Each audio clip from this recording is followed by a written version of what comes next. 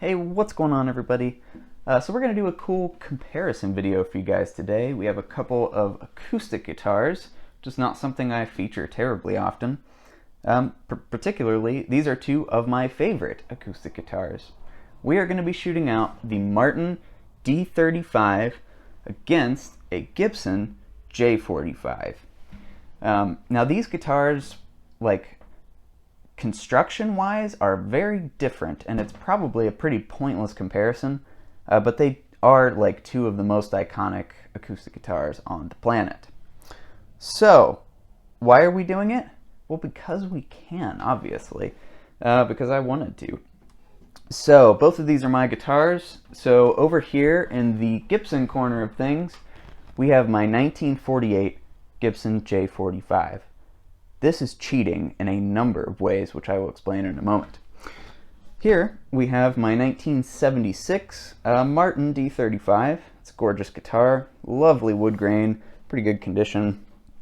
Now, here's why the Gibson's cheating. This is the 1948 J-45. That is like the one you want when you buy a J-45. It's, I wouldn't say maybe not the pinnacle.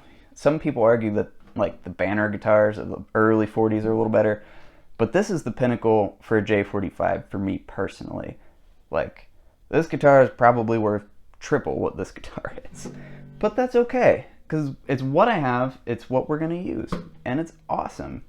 So the Martin is a 1976 D-35, and you know, that wasn't the best era for Martin typically.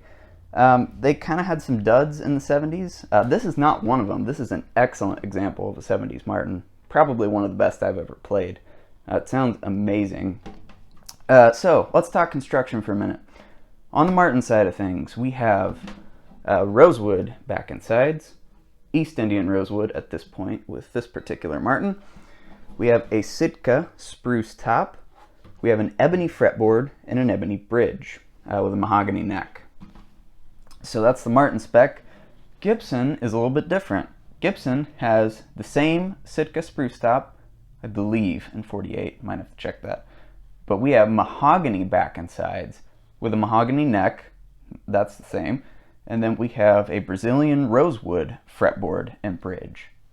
So we have a different back and side material, and we have a different fretboard and bridge material.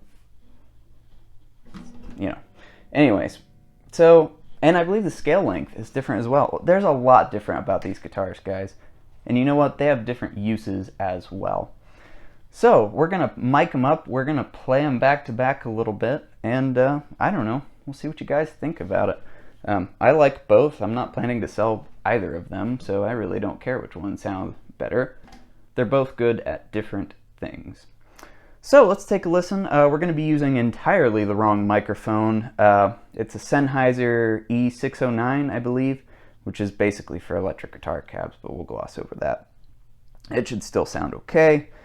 Yeah, let's take a listen. And then we'll tell you our thoughts kind of at the end.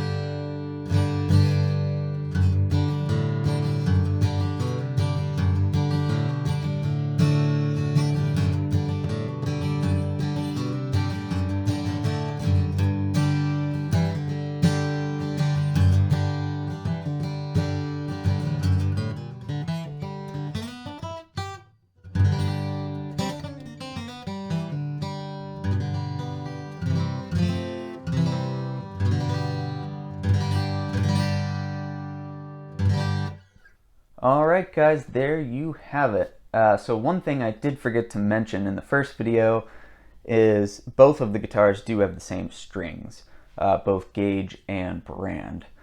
Yeah, that was pretty interesting. I mean, the results are about what I expected. I got the microphone as close position-wise as I could on both of them, but I don't do this kind of thing very often, so it's not super scientific. That's okay. They do sound different. So my observations, we'll talk about playability first. I would say the Martin is marginally easier to play, just because the neck is a little bit thinner. It's a little bit easier to get around on.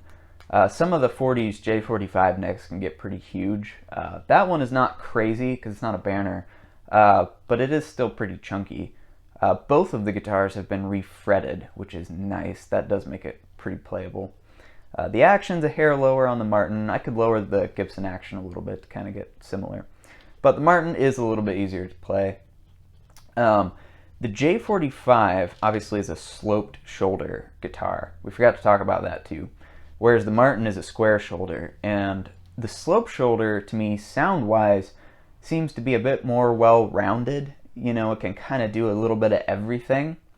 The Martin is more bass-heavy, obviously, because it's a Martin. You know, that's what they do. They do that real loud, bass-heavy sort of thing. And it's great for that. I love it. It's perfect for bluegrass.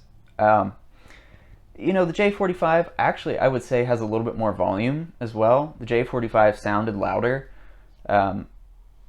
It's like I say, it's just a little more rounded. It's a little brighter than the Martin. You know, it's better for more things because, you know, the J-45 is a workhorse of a guitar. You can do literally anything with one of those. You can finger pick, that's a word. You can finger pick, you can play rock and roll, you know, you can play bluegrass, you can play anything on one of those, and it's going to sound great.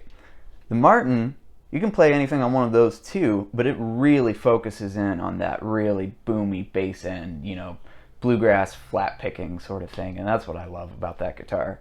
When I want to play bluegrass, I play the Martin. When I want to play other stuff, I play the Gibson. Everybody wins. The Gibson's really nice for finger picking just because it does have a little bit more brightness to it.